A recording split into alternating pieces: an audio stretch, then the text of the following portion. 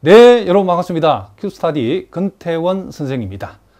자, 오늘 우리가 벡터 미적분학에서 아주 중요한 기울기 벡터 그리고 방향 도함수에 대해서 이번 시간과 다음 시간에 걸쳐서 집중적으로 한번 공부를 해보겠습니다. 자, 물론 우리가 기계적으로 암기해서 쓸 수도 있지만 그 의미를 모르고서는 우리가 전혀 응용을 할 수 없기 때문에 기울기 벡터의 정확한 의미 그리고 방향 도함수의 정확한 의미를 우리가 오늘 본격적으로 한번 공부를 한번 해보도록 하겠습니다. 자, 일단 우리가 기울기 벡터의 정의는 매우 간단하답니다.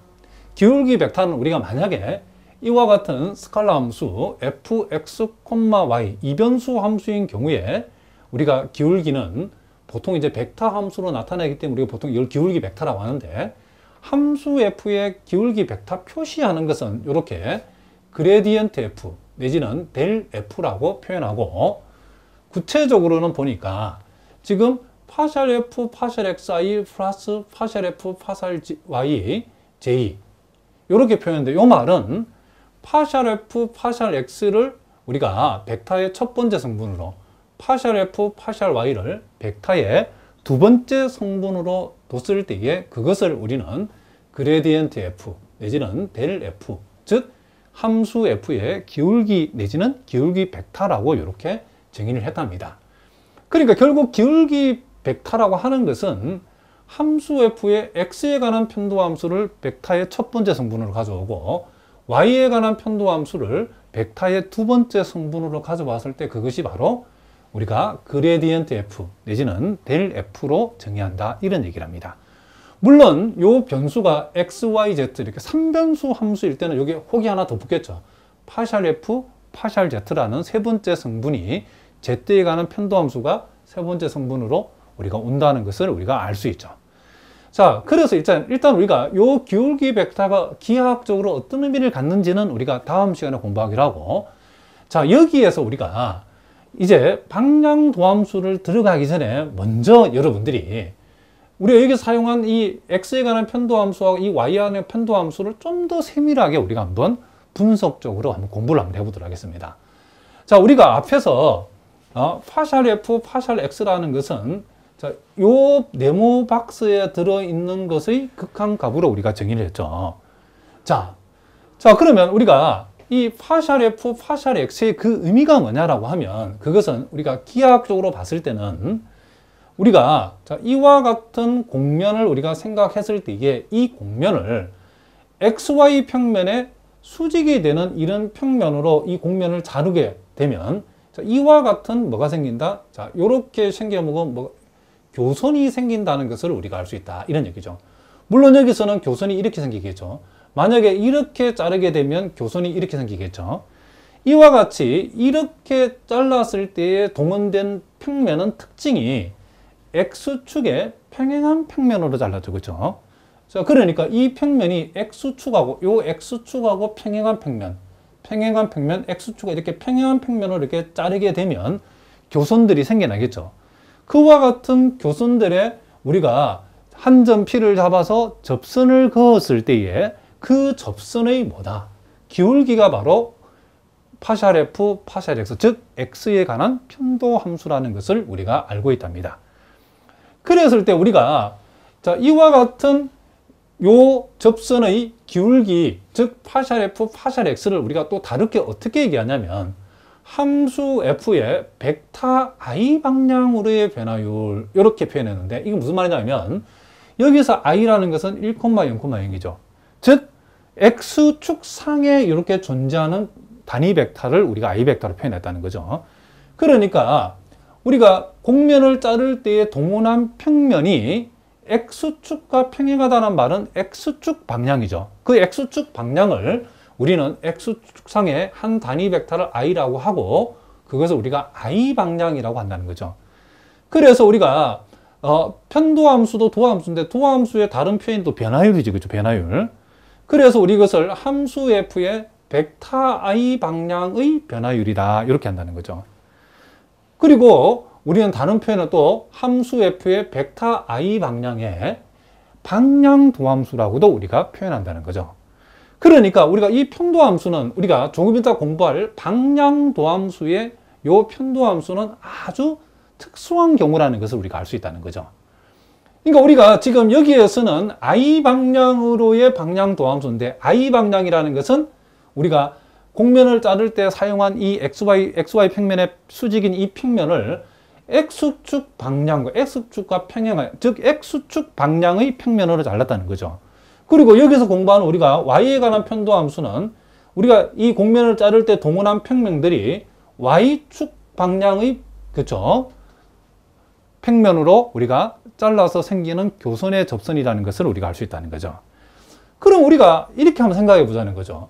우리가 자를 때 꼭 이 곡면을 자를 때 동원되는 평면이 X축 방향, 여기 표현하면 I 방향, 우리가 Y축 방향을 보통 J 방향이라는데, J가 0,1,0이면, 그쵸, 벡터 J 방향일 필요는 없죠. 그쵸. 이제는 X축 방향도 아니고 Y축 방향도 아니고, 만약에 X축하고 만약에 60도 각을 이루는 그런 벡터를 생각할 수도 있겠죠. 예를 들면 여러분들이 X축 방향과 60도 이루는 이런 벡터를 생각할 수 있겠죠. 이 방향, 우리가 요 방향으로 가는 평면으로 이 곡면을 뭐 할 수 있다? 자를 수도 있겠죠. 그러면 그렇게 되면 X축 방향도 아니고 Y축 방향도 아니죠. 그쵸? 그랬을 때는 만약에 이 방향으로, 우리가 임의의 방향으로 우리 하나 잡았을 때 이 방향으로 나가는 이 방향의 단위 벡터를 U 벡터라고 했을 때는, 그때는 우리는 이 방향으로, 그쵸? 이 방향으로 향하는 평면으로 우리가 곡면을 잘라서 만약에 뭐 이런 식으로 교선이 생겨가지고 그 교선에 접선을 그었을 때 그 접선의 기울기는 우리가 함수 f의 벡터 I 방향이야. 이때는 U 방향으로의 방향 도함수다. 우리 뒤에 자세하게 나온답니다. 일단 여러분들 감을 먼저 잡자는 거죠. 그래서 일단 우리가 알고 있는 이 편도 함수라고 하는 것은 방향 도함수의 아주 특수한 경우로서 함수 f의 벡터 I 방향, 이 벡터 I는 X축 방향을 가리킵니다. 그리고 파샬 f, 파샬 y라는 것은 여기 표현대로 하자면 함수 f의 벡터 J 방향의 방향 도함수, 특수한 경우라는 거죠. 그러면 우리는 요 I 방향이라고 하는 것은 그 방향 자체를 나타내는 이 벡터가 X축하고 이루는 각이 0도인 경우죠. 그죠? J 벡터 방향이라는 것은 X축과 이루는 각이 몇 도인 경우? 90도인 경우죠. 그러면 우리가 이 평면의 방향을, 우리가 XY 평면의 수직인 평면으로 이 곡면을 자를 때 사용되는 이 평면이 꼭 X축 방향, 여기 표현들하면 I 방향이라든가 Y축 방향, 여기 표현들하면 그쵸, 벡터 J 방향일 필요는 없다는 거죠. 얼마든지 X축도 아니고 Y축도 아니고 우리가 X축, Y축 사이에 있는 어떤 방향으로 우리가 벡터를 생각할 수 있죠. 그러면 그 벡터 방향으로 잘라서 생기는 교선의 접선의 기울기는 일반적으로 우리가 함수 f의 벡터, 만약에 그 방향의 벡터 U 벡터라면 U 벡터 방향의 방향 도함수다. 이렇게 표현한다는 거죠. 그 얘기는 뒤에 나온답니다. 자, 그럼 일단 우리가 여러분들이 파샬 f, 파샬 x라는 것은 I 방향으로의 방향 도함수고, 파샬 f, 파샬 y라는 것은 벡터 J 방향으로의 뭐다? 지금 방향 도함수다.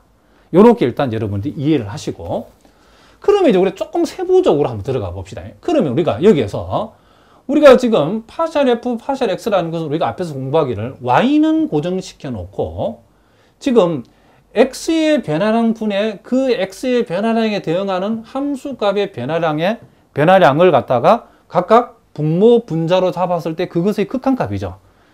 그럼 이거는 원래 우리가 일변수 함수하고 유사한데 어떤 의미를 갖냐면, 우리가 한 점 P, 요 P에서의 접선의 기울기를 생각해 보라고 하면, 자, 우리는 일단은 활선의 기울기를 먼저 생각해야 되겠죠. 요 P가 여기 있다라고 하면 P에 아주 가까운 점. 자, 뭐 요 점을 잡아봅시다. 이게 매우 가까운 점 해봅시다.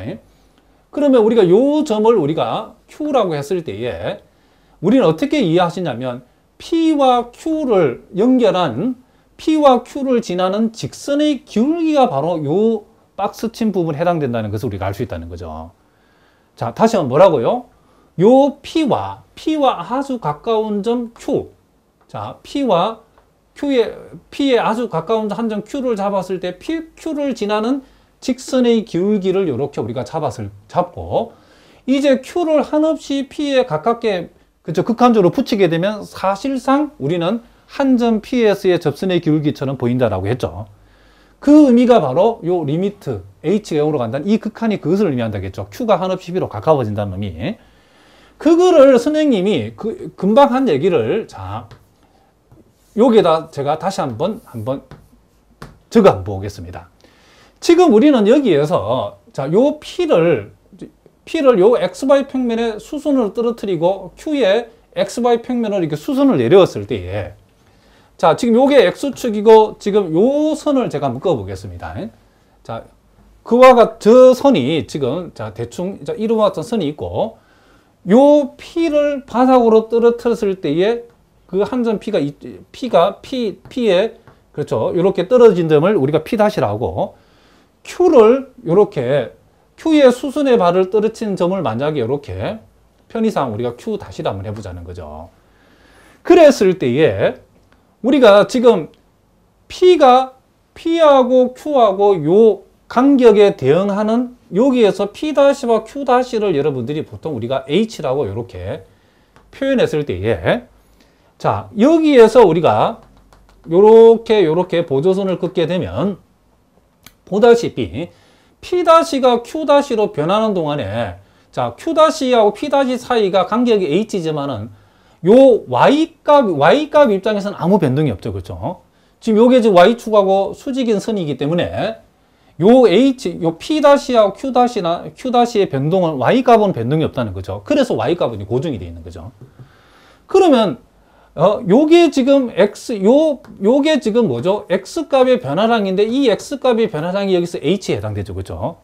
요 P-Q-의 간격만큼 X값이 변화가 되죠. 그죠? 무슨 말인지 아시겠죠? 그럼 우리는 뭐죠? 이 분모는 델타 X, X값의 변화량, 여기서는 H의 변화량이 오겠죠. 그죠? H가 지금 H의 변화량이 오고, 분자는 Y는 고정시켜 놓고, 무슨 말이겠죠? 지금 요 좌표가, 요게 지금 X라고 하면